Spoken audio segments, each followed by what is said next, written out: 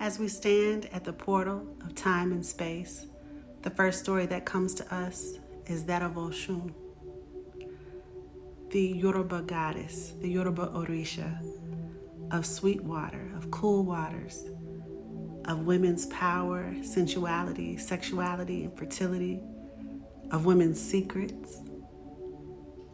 And I bring to you the story of Oshetura. One day, God, in its infinite wisdom, decided to make a world. And so it pulled on pieces of itself to send to a space where that world could be generated. And he sent Orisha with particular powers and energies to help to build this world. He sent Obatala, the Orisha of wisdom and patience.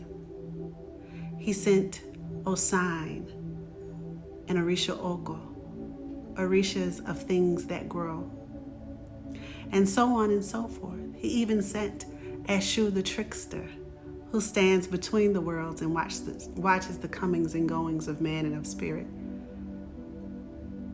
And together, these Orisha fashioned the world as Olodumare dictated.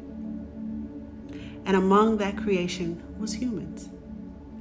And as long as humans were honoring the Orisha as they should, everything went wonderfully. And then one day,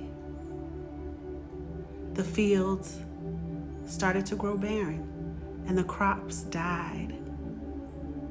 And women became infertile. No more babies were being born, and people for the first time ever started to get sick. And the humans went to the Orisha and said, "Hey, we've held up our end of the bargain. We have lived as you have advised us to live. We have done everything you've asked of us, and yet there is sickness and death in the land. Please help us." And the Orisha gathered together to try to figure out what was going on. And as they confronted one another, they found that each was still doing everything that they had originally done. And they couldn't figure out why things were no longer working. Eshu, the trickster, said to them, "I think we should go back to heaven and ask Olodumare just what's going on." And so they gathered themselves up, they returned to heaven, and they greet the Creator. And as they're explaining the situation, Olodumare is quietly counting. And when they finish their plea, Olodumare asks them, "I sent one more with you. Where is she?" And the Orisha look around surprised and wide-eyed, because why would they bring her? She was young, she was small, she was woman. Olodumare, in its infinite wisdom, turned to them and said, "I gave each of you a piece of me, a particular power necessary for creation to exist. Did you stop to ask what her power was?" And they admitted that they had not. And Olodumare said, "I gave Oshun the gift of making life worth living." And so in order to get Earth back right side up, the Orisha had to go and beg Oshun's forgiveness. Now, some of us are walking through this world feeling like the world is not giving us our just due. Oshun didn't fight. She didn't beg someone to recognize her power and her beauty and her authority. No, she simply withheld it. She kept it only for herself, and she grew stronger as others were faced with the need of her. Let us hear the lesson in that. Let us learn that what it is we need to survive, the Creator has given us. Let us learn to embrace all members of the community because everybody has a purpose. And let us always remember that we are stronger when we're together.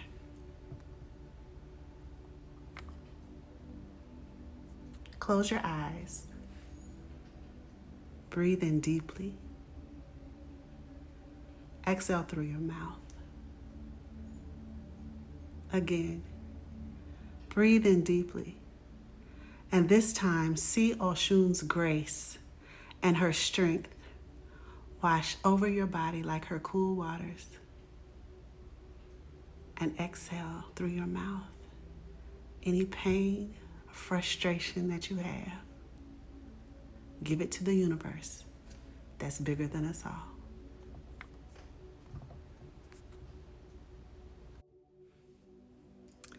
As we stand and watch the portal, time and space passes,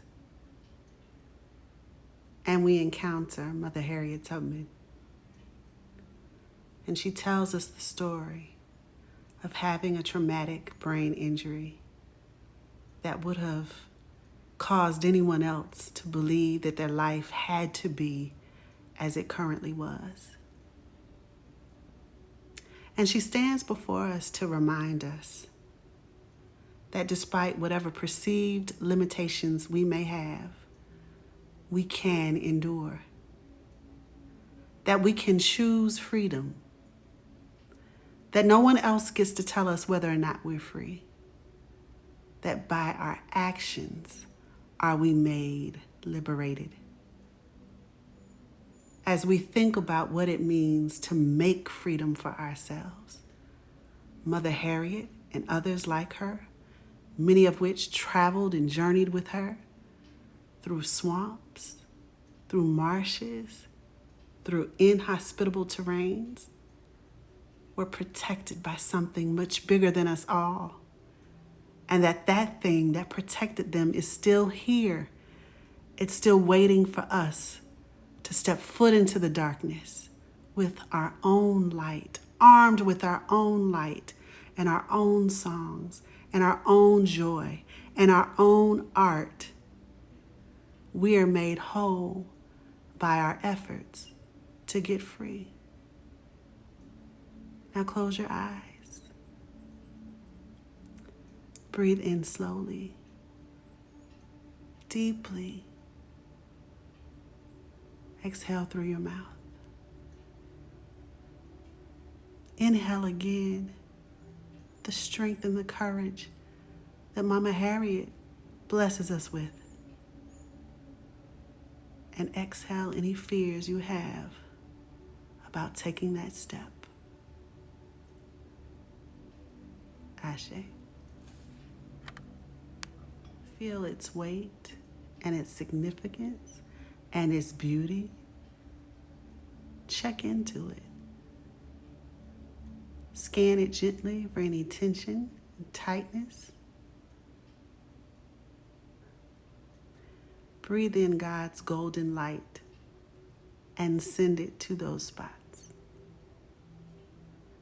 Thank your body for giving your soul a place to abide. Check in with your breath. Make sure you're breathing deeply in love and exhaling anything that you need to release. Be gentle with yourself. Breathe in slowly, deeply, and exhale. Ready to go to our next spot? Here we go. As we watch the stars pass us by, we tune into the next story. The story of Septima Clark. Born to a parent from slavery and a washerwoman, she became a school teacher.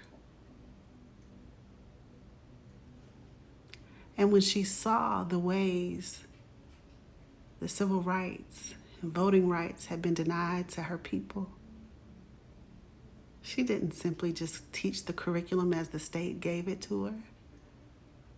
She began training activists at the Highlander School. And when that was no longer enough, she started to establish freedom schools to teach our people the things that they needed to be informed voters so that they could craft a world for themselves that they needed and deserved. Septima Clark didn't just roll with the punches. She created order from chaos. This is the strength that we have. So breathe deeply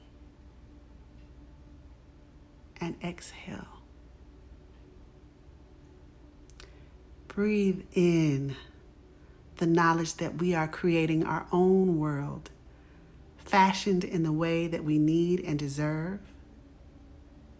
And exhale any fear you have that our tomorrow will not be okay. Because Mama Septima comes to remind us of what we can build when we share knowledge and information with the community, with all of us. Let us create what we need. This is the story she came to tell.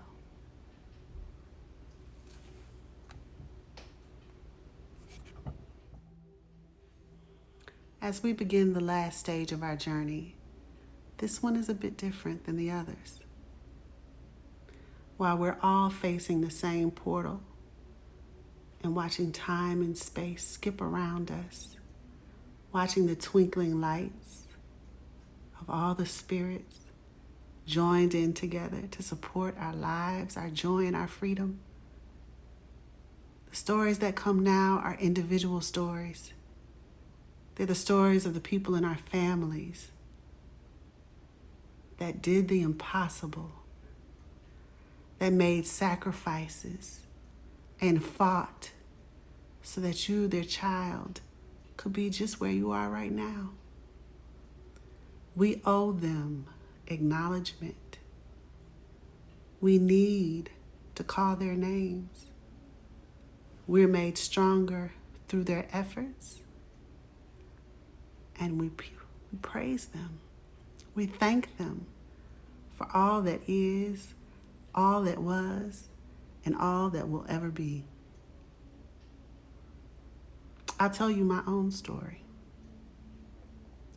On the night that my grandfather died, I didn't know he was dead yet, and I remember going to sleep that evening. And I dreamed him so clearly that I know that it's not just a dream. He came to me, he woke me up, and he led me outside. And outside, everything was covered in snow. Everything. The trees looked barren. It was so cold and so white and so seemingly empty and void of life. My grandfather turned to me, and in his stoic voice, he asked me to tell him what I saw. And so I turned to him. He flashed me a grin with his gold tooth, and I told him all I saw was death. He shrugged, bent down to pick up a stick that was standing just near my foot, and he held it up very close to my face so I could see it good. And all along the length of this stick, there were tiny ants marching back and forth. And my grandfather turned to me and he said, "Baby, even in the midst of death, there is life." I tell you my grandfather's story tonight for a couple of different reasons. One is I like to tell his story because as long as I tell his story, he's never really gone. And two, because there's a message in there for us. As we look at the current climate of our world, it's so easy to get caught up in the hurt and destruction and sickness and death and anger and frustration and sadness and brutality and violence. It's so easy to be distracted by that. When we look around, it must seem like everywhere is just death. But I want to tell you what Granddaddy told me. even as we look at our world and see that, let us look to ourselves and know that we can build different. Our people have before. In the middle of chattel slavery, as families were being ripped asunder and culture was being attacked, our people made families. They made home. They made a culture that still stands. That's what we're made of. We don't have to fear death. We just need to learn to walk boldly through it. So as we round out our trip, I ask that you breathe in deeply and exhale. Breathe in hope. Breathe in faith. Breathe in life. And exhale any doubts you have that we are perfectly entitled to it all. Ashe. Ashe. Ashe-o.